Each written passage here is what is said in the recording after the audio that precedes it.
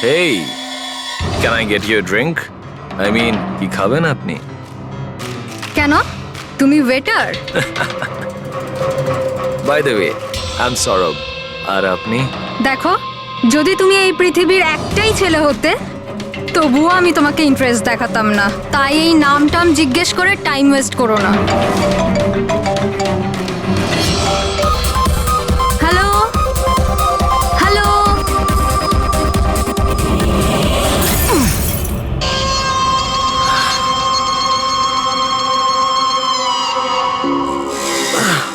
Hello hello, শুনতে পাচ্ছি না,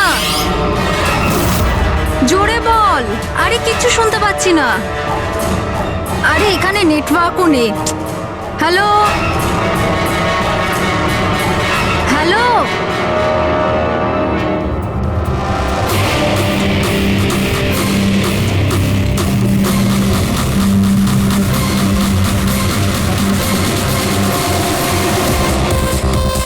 can you hear me? Tanisha, network কি করে চলে গেল?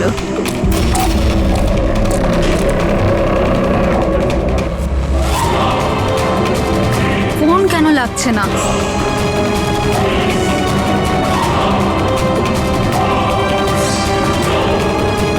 হ্যালো আয়েশা, আয়েশা তুই আমার কথা শুনতে পাচ্ছিস?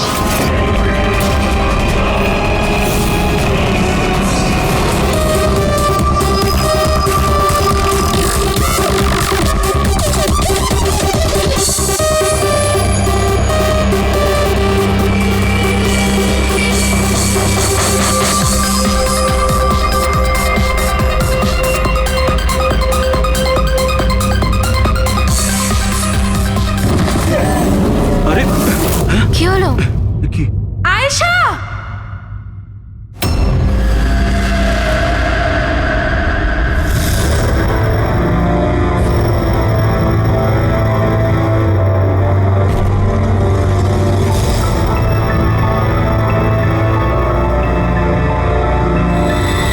কি করে হলো এগুলো? হ্যাঁ, জানি না স্যার এসব কি করে হলো। ও কল অ্যাটেন্ড করার জন্য বাইরে গেছে, আর যখন ফিরলো তখন তুমি ছাড়া আর কে কে বন্ধু আছে আয়েশার এখানে? স্যার এ হলো প্রীতি, আর এ হলো বিশাল স্যার, আয়শার বয়ফ্রেন্ড। দেখে তো মনে হচ্ছে আয়েশার কারোর সঙ্গে হাতাহাতি হয়নি। ও ফোন রিসিভ করার জন্য বাইরে গেছিল আর ওখানে খুনি আগে থেকেই ওর জন্য ওয়েট করছিল। তার মানে স্যার খুনি এসব প্ল্যান করে করেছে? না পঙ্কজ, এটা তো প্ল্যান মার্ডার মনে হচ্ছে না। যদি প্ল্যান মার্ডারই হতো তাহলে ও অন্য কোনো হাতিয়ার ইউজ করতো, কাঁচের ইউজ করতো না। তার মানে হঠাৎ কেউ একজন হয়তো খুব রেগে যায় আয়েশার উপর আর তারপর মেরে দেয়। মনে হচ্ছে তো এরকমই ফ্রেডি। আয়েশার এখানে কারোর সঙ্গে ঝগড়া টগড়া হয়েছিল? কোনো তর্ক বিতর্ক? হ্যাঁ, এরকম চুপ করে থাকলে কিন্তু কাজ হবে না। এই যে সিসিটিভি ক্যামেরা আছে, দেখলে সবই আমরা জানতে পারবো। সরি স্যার, সিসিটিভি ক্যামেরা কাজ করছে না। হোয়াট? সিসিটিভি কাজ করছে না? এত গাফিলতি? স্যার ওই কাল শেষের গানটার কারণে ধোয়ার জন্য হয়তো কোনো টেকনিক্যাল ফল্ট দেখা গেছে। আমি তাড়াতাড়ি ঠিক করব। তুমি তো তখন ঠিক করাবে যখন তোমার ক্লাব আবার খুলবে। কেস সলভ না হওয়া পর্যন্ত তোমাদের ক্লাব বন্ধ। স্যার আমার মনে হচ্ছে এই খুন সৌরভ করেছে। বড় লোকের বিগড়ে যাওয়া ছেলে। Hey, can I get you a drink? I mean, কি খাবেন আপনি? কেন? তুমি ওয়েটার? By the way, আমি সৌরভ। আর আপনি? দেখো, যদি তুমি এই পৃথিবীর একটাই ছেলে হতে তবুও আমি তোমাকে ইন্টারেস্ট দেখাতাম না। তাই এই নামটাম জিজ্ঞেস করে টাইম ওয়েস্ট করো না।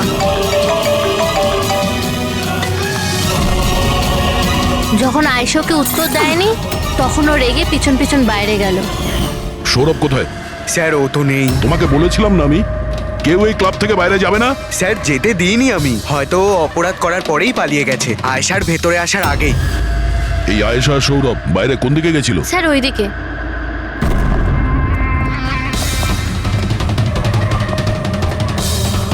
স্যার, রক্তের দাগ। তাহলে এখান থেকে আয়েশা ভেতরে গেছিল। আগে দেখি। স্যার দেখুন, এখানেও রক্তের দাগ।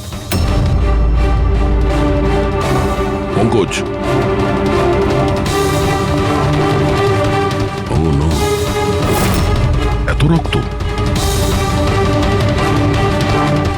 মাছের টুকরো। মনে হচ্ছে আয়েশার ওপর হামলা এখানেই হয়েছে। স্যার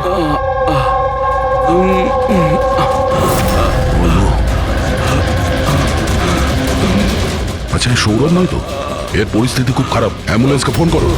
ক্লাবে এতগুলো লোকের মাঝখানে একটা মেয়ের খুন হয়ে গেল, মামসাদদের খুঁজে পাওয়া যাচ্ছে না। সিসিটিভি ক্যামেরা আছে কিন্তু কাজ করছে না। তার থেকেও বড় কথা, এখানে কেউ কিছু হতে দেখেনি। কি অদ্ভুত ব্যাপার না?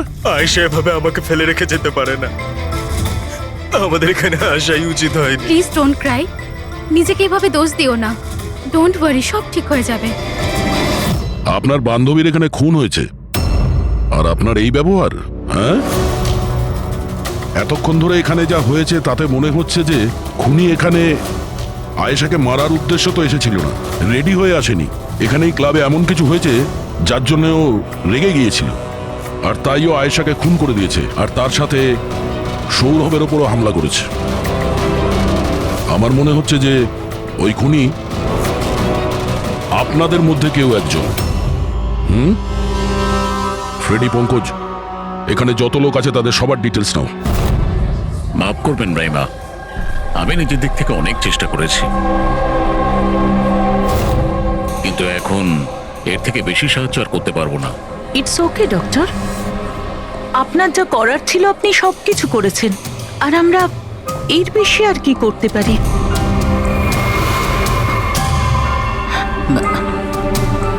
What happen doctor? আপনি ঠিক আছেন তো? হ্যাঁ, আমি ঠিক আছি। আমার একটা অস্বস্তি হচ্ছে। Excuse me. কোথায় যাচ্ছেন আপনি? আমি ওয়াশরুম থেকে আসছি। তানিশা, আয়েশার মৃত্যুর আগে তোমার সাথে ওর ফোনে কথা হয়েছিল তাই না? আচ্ছা, ওই ফোন কলের ব্যাপারে আমাদের কিছু ডিটেলে বলতে পারবে? স্যার, ডিস্কোতে খুব জোরে মিউজিক বাজছিল বলে আমি বেশি কিছু শুনতে পাইনি। হ্যাঁ, কিন্তু আমি ওকে এটা বলতে শুনেছিলাম, কি হয়েছে বলো না, কি হয়েছে? তোমার কি খুব কষ্ট হচ্ছে? ডাক্তারের কাছে নিয়ে যাব? এটা তুমি কি করছো? মানে আয়েশা এইসব কথা ওই খুনির সঙ্গে বলছিল? স্যার, এর থেকেও বেশি অবাক হওয়ার বিষয় এটাই যে আয়েশার খুনি ওকে বলছিল এখান থেকে পালিয়ে যেতে। আশ্চর্য ব্যাপার, খুনি আয়েশাকে পালিয়ে যেতে বলছিল অথচ আয়েশা খুনির চিন্তা করছিল। আচ্ছা, তুমি একটা কথা বলো তো, তুমি ওই ভয়েসটা চিনতে পারবে যার সাথে আয়েশা কথা বলছিল? না স্যার। স্যার, কিন্তু খুনি যখন আয়েশার ব্যাপারে এত চিন্তা করছে তাহলে ওকে মারলই বা কেন? সেটাই তো, খুনি ভিকটিমের চিন্তা করছিল আর ভিকটিম খুনির চিন্তা করছিল।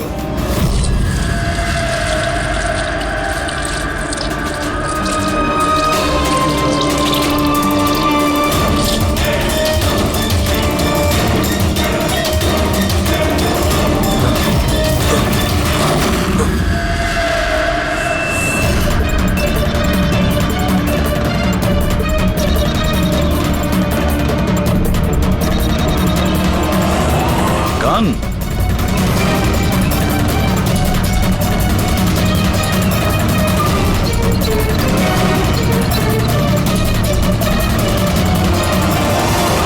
স্যার, ওর যেখানে গুলি লেগেছে সেটা ছাড়া ওর শরীরে আর কোথাও আঘাতের চিহ্ন নেই। মনে হচ্ছে খুনি হঠাৎ এখানে এসে ওর উপরে গুলি চালিয়ে দিয়েছে। এরকম হতেই পারে। এই দেখো, এখানেও রক্ত। একটা কথা বুঝতে পারছি না স্যার, খুনি গানটা এখানে ফেলে রেখে গেল কেন? ও তো নিজের সঙ্গে গানটাকে নিয়েও যেতে পারত। সেটাই তো আশ্চর্য ব্যাপার যে খুনি এই গানটা এখানে এই ক্রাইম স্পটে কেন রেখে গেছে?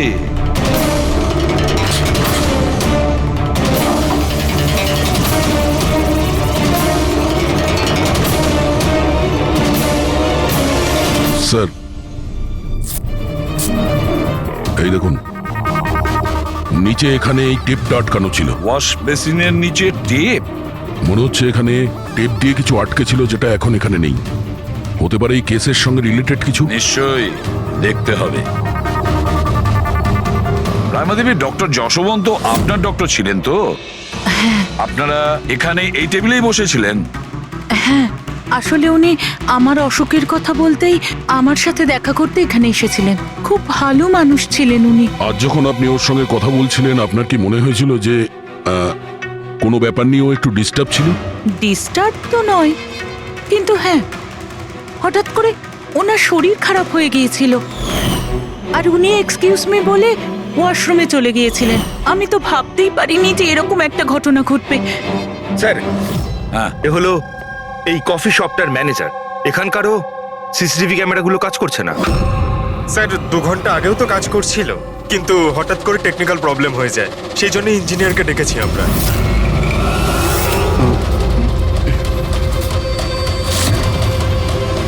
এই একটু দাঁড়াও, এখানে এসো। হ্যালো স্যার, কেমন আছেন? আমার অবস্থা ছাড়ো, নিজেরটা বলো। তোমরা দুজনে এখানে কি করছো? এমনি ঘুরতে এসেছিলাম। কফি শপে ঘুরতে এসেছিলে? কাল রাত্রে তোমার বান্ধবীর খুন হয়ে গেছে।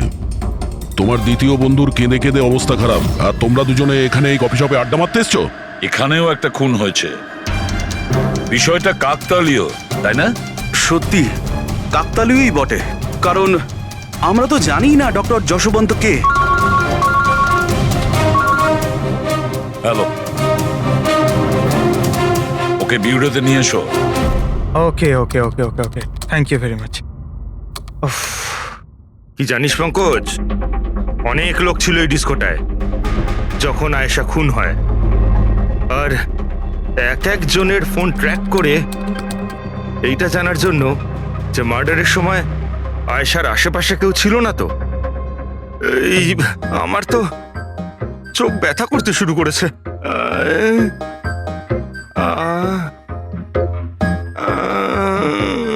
আরে স্যালাডগুলো চোখে লাগানো বন্ধ করুন ফ্রেডি স্যার, আরো কত লোকের নাম্বার ট্রাই করতে হবে, কাজ করুন।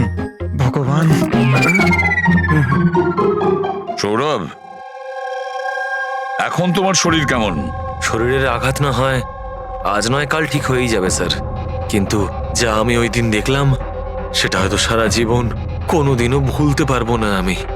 না আমি ওই পাবে যেতাম, আর না আমি আয়েশার চিৎকার শুনতে পেতাম। কিন্তু আয়েশার পিছন পিছন তো তুমি গিয়েছিলে, ও তোমার সঙ্গে ভালো করে কথা বলেনি সেই জন্য। এই কথাটা সত্যি স্যার যে আমি আয়েশার পেছনে গিয়েছিলাম, কিন্তু আমি যখন ওকে ড্রিঙ্ক অফার করলাম ও বারণ করে দিল স্যার। ইনফ্যাক্ট ও আমার ইনসাল্টও করলো স্যার, তাই আমার খুব খারাপ লেগেছিল স্যার, আর তাই আমি ওর পিছু নিয়েছিলাম। ও মাই গড, কে করলো এইসব কিছু? চলো তোমাকে আমি হসপিটালে নিয়ে যাই। হেই দাঁড়াও, আরে দাঁড়াও। আর তারপরে? স্যার আমার এখনো মনে আছে যখন আমি ওর রিস্টটা ধরেছিলাম স্যার, সেটা একেবারে নর্মাল ছিল না, ওটা নর্মাল মানুষদের রিস্ট ছিলই না। আমার খুব অদ্ভুত ফিল হয়েছিল স্যার।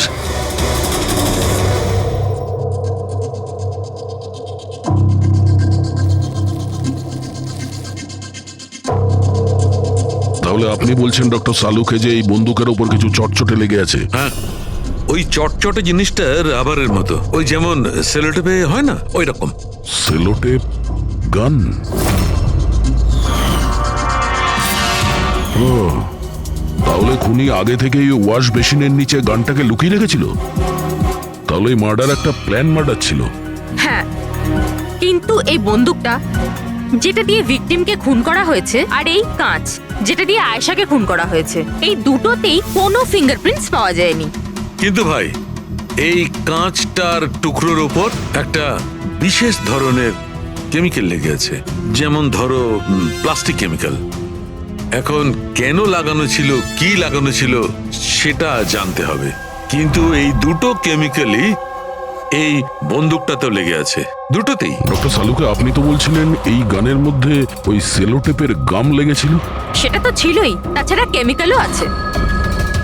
ওটা ছাড়া এই কেমিক্যালও আছে? তার মানে এই দুটো মার্ডার, এদের দুটোর মধ্যে কোনো কানেকশন আছে? আর জুবিন আর প্রীতির ওই ক্রাইম সিনে থাকা কোনো কাকতালীয় ছিল না? একদম, তুমি একদম ঠিক বলছো দা। তোমার কথা আরো একটা জিনিস প্রমাণ করছে, এই দুটো লাশের উপরই আমি তেলের মতো ফেরোমন পেয়েছি। ফেরোমনস মানে ওই কেমিক্যাল যার থেকে গন্ধ আসে? হ্যাঁ, এই দুটো ভিকটিমেরই এদের দুজনের লাশের মধ্যে একই রকম গন্ধ। একটা ব্যাপার পরিষ্কার, হয়তো দুজনে একই রকম পারফিউম লাগাতো, বা দুজনের খুন একজনই করেছে। জেনারেলি একজন মহিলা লেডিস পারফিউম লাগায়, আর একজন পুরুষ জেন্টস পারফিউম। কিন্তু এই দুজনেই একই রকমের পারফিউম লাগিয়েছে, চান্সটা একটু কম। তার মানে এই দুজনের খুনি একজনই। আয়েশার মৃত্যুর ব্যাপারে দুটো কথা জানা গেছে। এক, ওর বন্ধু তানিশা বলেছে, আর দ্বিতীয়টা সৌরভ বলেছে। তানিশার কথা অনুযায়ী যে খুনি আয়েশাকে ওই পাপ থেকে পালিয়ে যেতে বলেছিল। পৃথিবীতে এমন কোন খুনি আছে সে যাকে খুন করতে গেছে তাকেই সে বলছে যে তুমি এখান থেকে পালিয়ে যাও? তাহলে খুন করতে গিয়েছিল কেন? না না না না না না, গোলমাল আছে, নিশ্চয়ই কোনো গোলমাল আছে। আর স্যার ওই দ্বিতীয় কথা কোনটা? আর একটা কথা সৌরভ বলেছে। সৌরভ বলেছে যে খুনির কবজি কেমন যেন অদ্ভুত ছিল, সাধারণ মানুষের মতন ছিল না ওর কবজি। হয়তো কবজিতে রিস্ট ওয়াচ কিংবা ব্রেসলেট ছিল। ফেডরিক, বুদ্ধিটাকে একটু কাজে লাগাও, বুঝেছো? স্যার, হ্যাঁ? স্যার দুটো ক্রাইম সিনেই একটা নম্বর কমন। সেটা কার? আয়েশার বয়ফ্রেন্ড বিশালের স্যার। বিশাল? বিশাল? এই বিশালকে তো কফি শপে দেখাই যায়নি, তাহলে কফি শপে গেল কখন? রায়মা দেবী, আপনি আর এখানে? স্যার এটা আমারই বাড়ি, কিন্তু আপনারা এখানে ওনাকে কি খুন করেছে সেটা জানতে পেরেছেন? রাইমা, এরা কারা? CID officers. আপনারা প্লিজ ভেতরে আসুন, প্লিজ কাম। সিআইডি? আর স্যার ইনি আমার হাজবেন্ড, আর এ আমার ছোট ছেলে সন্দীপ। আর বড় ছেলে বিশাল, সে কোথায়? কিন্তু কি হয়েছে স্যার? দেখুন, আসলে ব্যাপারটা হলো ডক্টর যশবন্ত আর আয়েশার খুনে আমাদের মনে হয় হয়তো বিশালের কোনো হাত আছে। এ আপনি কি বলছেন? অভিযোগ প্রমাণিত হয়নি, কাউকে গ্রেপ্তার করতে পারেননি, তো যে কোনো কাউকে ফাঁসিয়ে দেবেন? দেখুন, সিআইডির কাজই হচ্ছে অপরাধী পর্যন্ত পৌঁছানো, নাকি কোনো নিরপরাধীকে ধরে এই কেসটা বন্ধ করে দেওয়া। আপনি দয়া করে একটু বিশালকে ডাকবেন। দাদা খুন করতেই পারে না, আপনারা দয়া করে ওকে ধরে নিয়ে যাবেন না। সন্দীপ, আমরা কিন্তু তোমার দাদাকে এখানে ধরতে আসিনি, আর আমরা এটাও বলিনি যে তোমার দাদা কিছু করেছে। আমরা তো তোমার দাদাকে কিছু প্রশ্ন করব, ব্যাস। আপনারা আমাকে সন্দেহ করছেন? এক মিনিট বিশাল, তুমি ভেতরে যাও, আমি এই সিআইডির লোকেদের তোমায় বিরক্ত করতে দেবো না। দেখুন, সিআইডির কাজে বাধা দেওয়াও কিন্তু একটা অপরাধ, তাই প্লিজ আমাদের নিজেদের কাজ করতে দিন। বিশাল,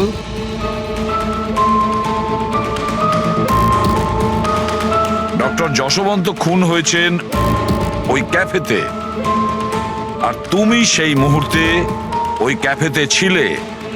কেন, কিসের জন্য গিয়েছিলে ওখানে তুমি?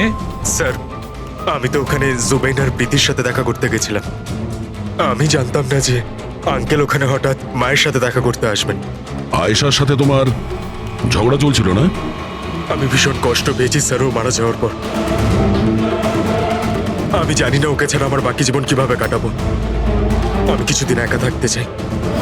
ঠিক আছে, তুমি গিয়ে রেস্ট নাও। এরপরে কিন্তু দেরি করা যাবে না। আরে, আপনারা আবার এখানেও? মাঝে মাঝে নিজের বাড়িতে যান নাকি? সবসময় বিশালের আশেপাশে ঘোরাফেরা করছেন? না স্যার, এমন কোনো কথা নয়। অ্যাকচুয়ালি ও খুব হতাশ হয়ে থাকে, ভাবলাম ওর সাথে থাকলে ভালো হয়। খুব গভীর বন্ধুত্ব, হ্যাঁ? জুবিন, প্রীতি, বিশাল, কড়া নজর রাখতে হবে এই তিনজনের ওপর।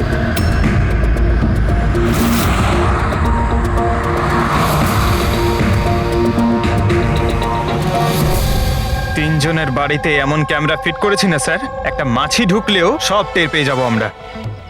তুই যাই বলিস, কাজের লোক, দুধওয়ালা আর সবজিওয়ালা এদের মাধ্যমে গোপন ক্যামেরা বসাবার আইডিয়াটা কিন্তু দারুণ ছিল। ভালো ছিল না, কিন্তু আমার ছিল না, দয়া স্যার ছিল। আচ্ছা, হ্যাঁ, আর উনি আমাদেরকে এখানে বসিয়ে দিয়েছেন যাতে আমরা এখানকার সিসিটিভি ফুটেজ চেক করতে পারি।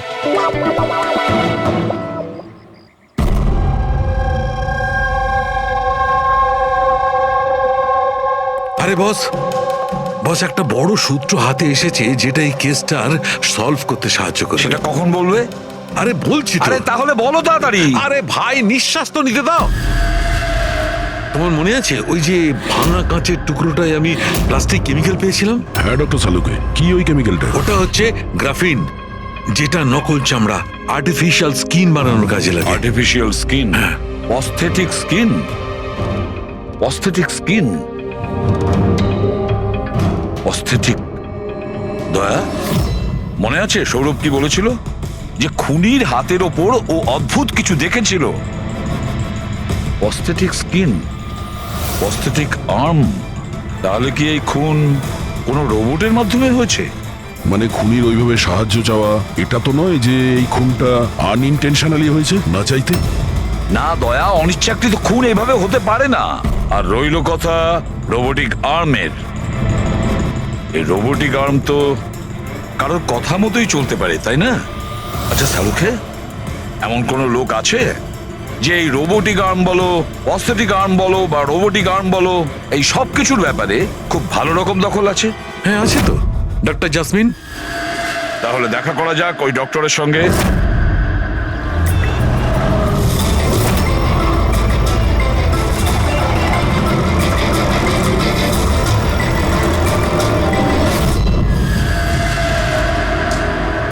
ডক্টর জাসমিন, আমরা এটা জানতে চাই যে যদি এই এরকম প্রস্থেটিক লাগানো হাত লাগানো হয়েছে রোবোটিক আর্ম, তাহলে কি ওই হাত, ওই আর্ম অন্য কারোর ইনস্ট্রাকশনে কাজ করতে পারে? মানে নকল হাত লাগানো হয়েছে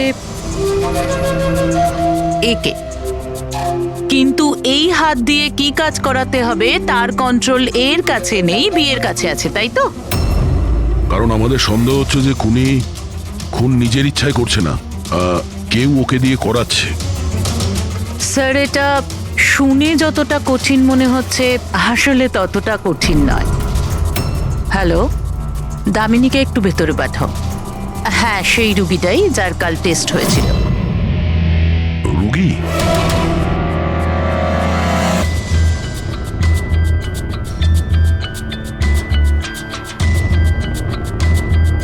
স্যার, দামিনীর ডান হাতটা ফ্যাক্টরিতে কাজ করার সময় মেশিনে কাটা পড়েছিল। হ্যাঁ স্যার, মেশিনে আমার হাত ঢুকে গিয়েছিল। তাই জন্য ওকে নকল হাত লাগিয়েছি, যার কন্ট্রোল মানুষের ব্রেনের দ্বারা হয়। একটা নকল হাত মানুষের মাথা দিয়ে কাজ করছে কি করে? স্যার, সায়েন্স খুব উন্নতি করেছে। আসলে এই ধরনের নকল হাত সায়েন্সের একটা খুব বড় আবিষ্কার। এটাতে এক ধরনের চিপ আছে, মানে সফটওয়্যার, যেটা ব্রেনের দ্বারা কন্ট্রোল করা হচ্ছে। মানে মানুষের ওঠা বসা যেমনভাবে আসল হাত পা নাড়ানো যায়, সেইভাবেই এই নকল হাত পা নাড়ানো হয়, যেটা ব্রেন কন্ট্রোল করে। গ্রেট, বিজ্ঞান সত্যি অনেকটা এগিয়ে গেছে। সত্যি রোবোটিক আর্ম।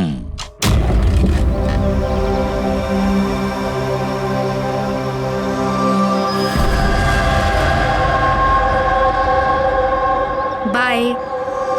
ওরা ওখানে হাত করছে আর আমরা এখানে গাড়িতে বসে আছি।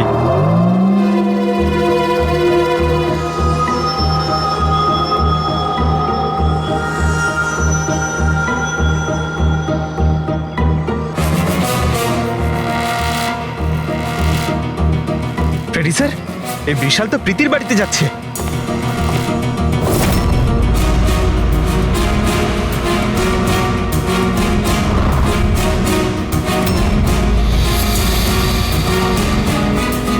বিশাল, তুমি টেনশন করো না, কেউ কিচ্ছু জানতে পারবে না।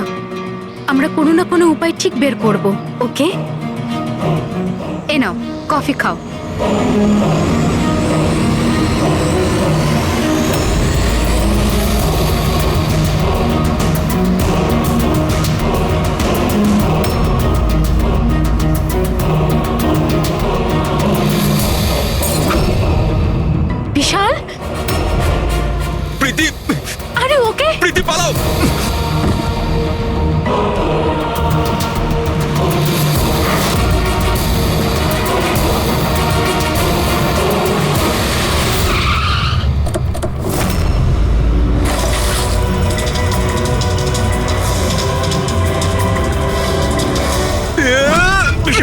না বিশাল ছাড়ো।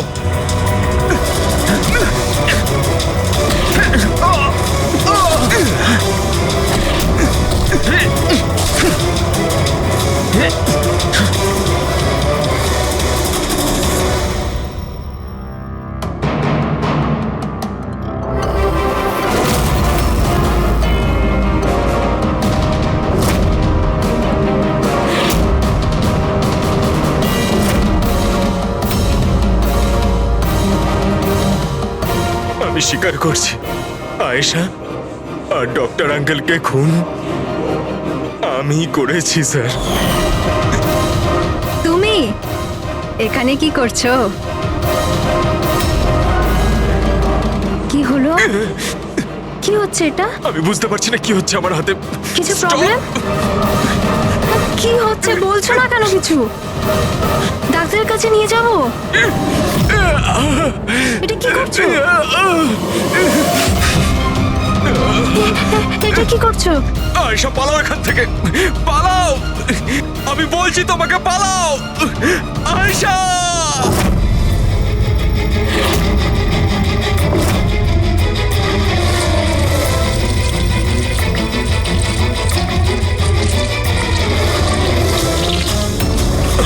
ডক্টর পালিয়ে যাও এখান থেকে। কি করছো এগুলো? আমি কি করবো স্যার, আমার নিজের হাতের উপরে কোনো কন্ট্রোল নেই। কি তোমার হাত তোমার কন্ট্রোলে থাকে না? এর মানেটা কি? জানি না, হঠাৎ করে মাঝে মাঝে কি হয়ে যায়। সেই কারণে তুমি আয়েশাকে ওখান থেকে চলে যেতে বলেছিলে? হ্যাঁ স্যার, আমি আয়েশাকে ওখান থেকে পালাতে বলেছিলাম। আয়েশা পালাও এখান থেকে, পালাও। আর আমি অনেকবার চেষ্টা করেছিলাম যাতে আমি ডক্টর আঙ্কেলের কোনো ক্ষতি না করি। ডক্টর পালাও এখান থেকে তুমি।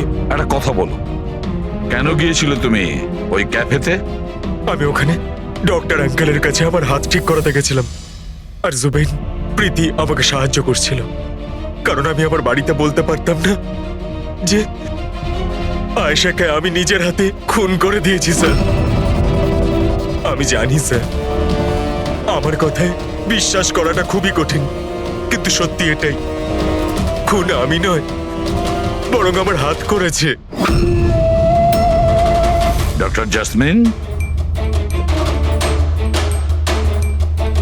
বিশাল যা যা বলছে সেটা সত্যি? আমি বলতে চাইছি যে এটা কি সম্ভব যে একটা রোবোটিক আর্ম নিজে থেকেই ডেভেলপ করে আর সেই কারণেই তার মনে হয়েছে যে খুন করা যেতে পারে? চান্সেস কম স্যার, কিন্তু হ্যাঁ, হাতের ভেতরে লাগানো এই চিপকে কেউ যদি হ্যাক করে তাহলে হতে পারে। কি প্রস্থেটিক হাতে লাগানো সফটওয়্যার হ্যাক করা যায়? হ্যাঁ দাদা, হ্যাক হতেই পারে, এটা পসিবল। যখন হ্যাকার এই নকল হাতের চিপ হ্যাক করে তখন এই নকল হাতটা তার ব্রেন দ্বারা কন্ট্রোল হয় না যার শরীরে এটা লাগানো আছে, বরং এই নকল হাতটা কন্ট্রোল হয় হ্যাকারের ব্রেন দ্বারা। তার মানে কেউ একজন বিশালের এই রোবোটিক আর্মের সফটওয়্যারটা হ্যাক করেছিল আর তারপরে ওকে দিয়ে খুন করায়। স্যার, এর থেকে ভালো তো আমি এক হাতেই আমার সারাটা জীবন কাটিয়ে দিই। যে হাতটা অন্যদের জীবন কেড়ে নিচ্ছে, এরকম হাত আমার চাই না স্যার। বিশাল একটা কথা বলো, তোমার এই হাত তোমাকে বলছে যে সেই কাউকে মারতে চায়, তখন তুমি কি ভাবো? তখন তোমার মনের অবস্থা কি হয়, কি চলে তোমার মাথার ভেতরে? স্যার, 2-3 মিনিট সময় লাগে।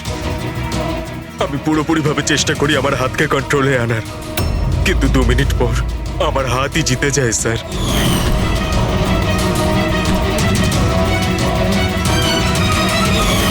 চিন্তা করো না, এবার আমরা তোমার এই রোবোটিক আর্মের ভেতরে একটা ট্রান্সমিটার ফিট করব, আর যার থেকে আমরা জানতে পারবো যে ও কাউকে মারতে চায় বা হয়তো কারোর থেকে ইনফরমেশন পাচ্ছে যে তুমি গিয়ে খুন করো, সেটাও আমরা জানতে পারবো।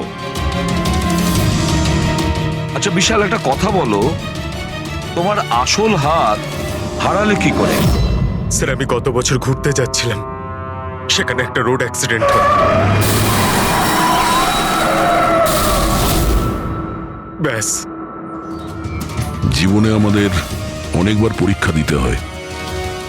স্যার, আমার পরীক্ষা তো শেষ হওয়ার নামই নিচ্ছে না।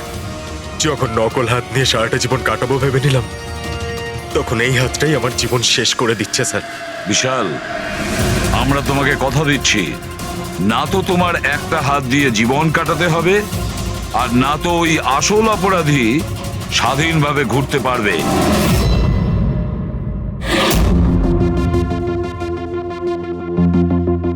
বিশাল, অপরাধী প্রথমে বিশালকে দিয়ে আয়েশাকে খুন করায়। আয়েশা, যাকে বিশাল খুব ভালোবাসতো, এরপরে খুন করায় ডক্টর যশবন্তকে, যে বিশালকে সাহায্য করত। এরপরে প্রাণ নিতে চেষ্টা করে প্রীতির, যে বিশালের বন্ধু ছিল। এরা প্রত্যেকেই হলো বিশালের শুভাকাঙ্ক্ষী, আর এরা প্রত্যেকে বিশালের আপনজন। সবাই বিশালের খুব কাছের মানুষ। তাহলে এই অপরাধী কে হতে পারে? কে সেই অপরাধী? এও তো কোনো কাছের মানুষ হতে পারে, বিশালের কোনো আপনজন। পঙ্কজ, বিশালের অ্যাক্সিডেন্টের পুরো ডিটেল আমার চাই, A to Z। Hello sir, আমি Jaspal. Computer expert? Yes sir. Computer hack করতে পারো? যত বড়ই কম্পিউটার হোক বা সার্ভার, এক তড়িতে হ্যাক করতে পারি। রোবোটিক আর্মের সিস্টেম হ্যাক করতে হবে, পারবে? নিশ্চয়ই স্যার, পারবো। এতে সবকিছু পেয়ে যাবে। হয়ে যাবে স্যার। আর এটার জন্য আমি ট্রেস রাউটিং এর ইউজ করব। সেটা আবার কি? হ্যাঁ স্যার, এই টেকনোলজিটার সাহায্যে বিশালের আশেপাশে প্রত্যেকটা কম্পিউটারকে আমি দেখতে পাবো। মূলত মেশিনের মধ্যে যে হোস্ট নেম আর অ্যাড্রেস থাকে সেটাকেই হ্যাক করতে হয়। আচ্ছা। আর ট্রেস রাউটিং এর সাহায্যে আমরা শহরের যে কোনো জায়গায় বসে থাকা যে কোনো হ্যাকারকে খুব ইজিলি খুঁজে বের করতে পারবো। ফ্যান্টাস্টিক। আর যে বিশালের রোবোটিক আর্মের সিস্টেম হ্যাক করেছে, এবার আমরা ওর সিস্টেমকে হ্যাক করব।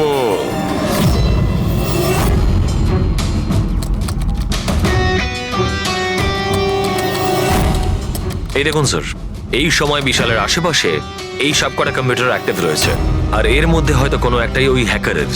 শুধু একবার জানতে পেরে যাই ওই কম্পিউটারটা কোনটা, তাহলেই কাজটা সহজ হয়ে যাবে। যশপাল, তাড়াতাড়ি করো, আমাদের হাতে সময় কম।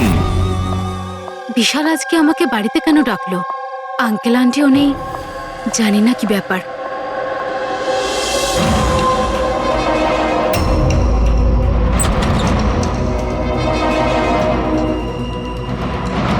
বিশাল, বিশাল। প্রীতি, তুমি জানো যে আমি তোমাকে মারার চেষ্টা করেছি, তবুও তুমি আমার কাছেই এলে। বিশাল, তুমি তোমাকে ফোন করে এখানে ডাকলে? আমি? হ্যাঁ। আমি কখন ডেকেছি? তুমি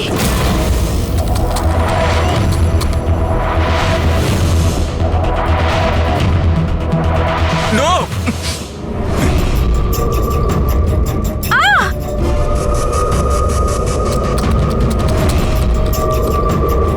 পালাও প্রীতি! বিশাল, প্লিজ বিশাল, পালাও প্লিজ! এখান থেকে! Vishal, please! Vishal, Vishal, please!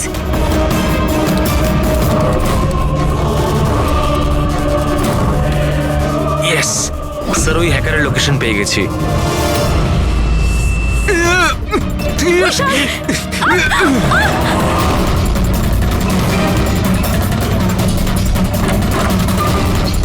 Sir, আপনি এখানে কি করছেন? বিশাল, প্লিজ!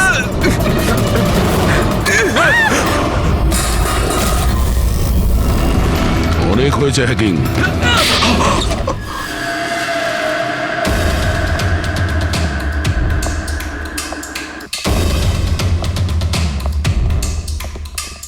আবার এসে গেলেন আপনারা। এবার এটা যেন বলবেন না যে ওকে আপনারা ধরতে এসেছেন। আগে না, আমরা বিশালকে ধরতে আসিনি, খুনিকে ধরতে এসেছি, যে এই মুহূর্তে এখানে উপস্থিত। খুনি এখানে? কি বলছেন আপনি? আপনি আপনার মিথ্যে অভিযোগ কার উপর লাগাবেন? মনন বাবু, গত বছর একটা গাড়ির অ্যাক্সিডেন্ট হয়েছিল খান্ডালাতে। 3 জন ছিল ওই গাড়িতে, 22 বছরের ছেলে, বিশাল, 15 বছরের ছেলে সন্দীপ, আর 9 বছরের ছোট বাচ্চা সোনিয়া। গাড়ি বিশাল চালাচ্ছিল। গাড়ির অ্যাক্সিডেন্ট খুব সাংঘাতিক হয়েছিল। বাচ্চা মেয়ে সোনিয়া স্পট ডেড হয়ে গেছিল। আর সন্দীপ প্যারালাইজড হয়ে গেছিল। ও এখনো চলতে পারে না। এসব আপনি কি করে জানলেন আঙ্কেল? ওই অ্যাক্সিডেন্টে সব থেকে কম আঘাত লেগেছে বিশালের, তবে যে আঘাতটা লেগেছে সেটাও কম নয়। বিশালের নিজের হাতটা হারাতে হয়েছে। আর তাছাড়া বিশাল আপনার সৎ ছেলে, তাই না? স্যার, বিশাল আমার কাছে নিজের সন্তানের মতোই। আমি আপনাকে রিকোয়েস্ট করছি, আপনি বিশালকে আমার সৎ ছেলে বলবেন না। আই এম সরি মদন বাবু, যদি সব বাবা আপনার মতন ভাবতো তাহলে তো ভালোই হতো। যদি রায়মা দেবী এভাবে ভাবতেন। কি রায়মা দেবী? আচ্ছা, আপনার মনে অনেক রাগ জমে আছে, তাই না বিশালের জন্য? কারণ বিশালের জন্য আপনি আপনার নিজের মেয়েকে হারিয়েছেন, আর আপনার নিজের ছেলে সারা জীবন চলাফেরা করতে পারবে না। আপনি কি বলতে চাইছেন? আমরা কি বলতে চাইছি ওটা এক্ষুনি জেনে যাবেন। পঙ্কজ,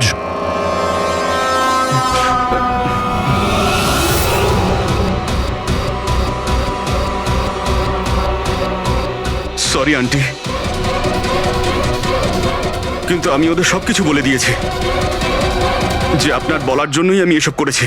আমি ওই সফটওয়্যারগুলোকে হ্যাক করেছিলাম, আর আমি সব জায়গার সিসিটিভিগুলোকে হ্যাক করে বন্ধ করে দিয়েছিলাম।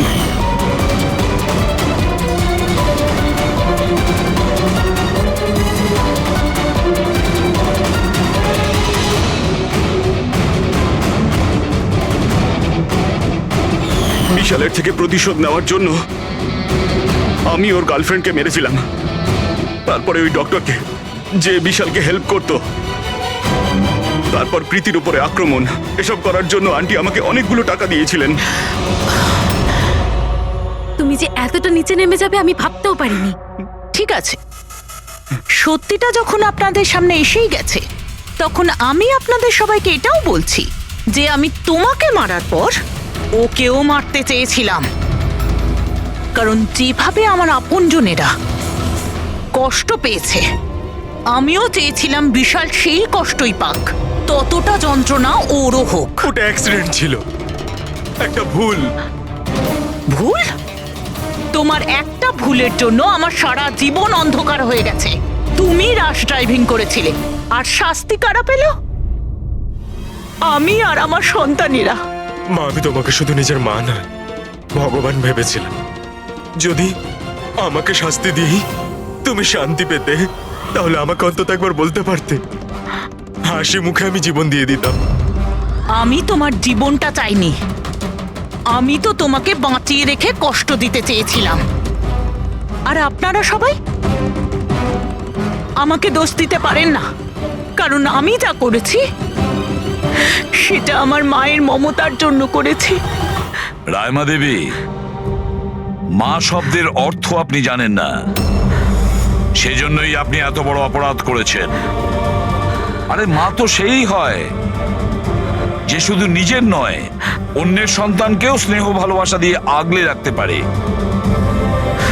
বিশাল হয়তো আপনার গর্ভের সন্তান নয়, কিন্তু মা বলে তো ও ডাকতো। ও আপনাদের পরিবারেরই একটা অংশ। কোনো মাই তার ছেলের ওপর এইভাবে প্রতিশোধ নিতে পারে না। হ্যাঁ, সেটাও এত ঘৃণ্য। দুটো লোকের প্রাণ নিয়েছেন। না রায়মা দেবী, আপনি বড় ভুল করেছেন, বিশাল ভুল করেছেন। আদালত আপনাকে কোনোদিন ক্ষমা করবে না, কোনোদিন ক্ষমা করবে না। কঠোরতম শাস্তি হবে আপনার।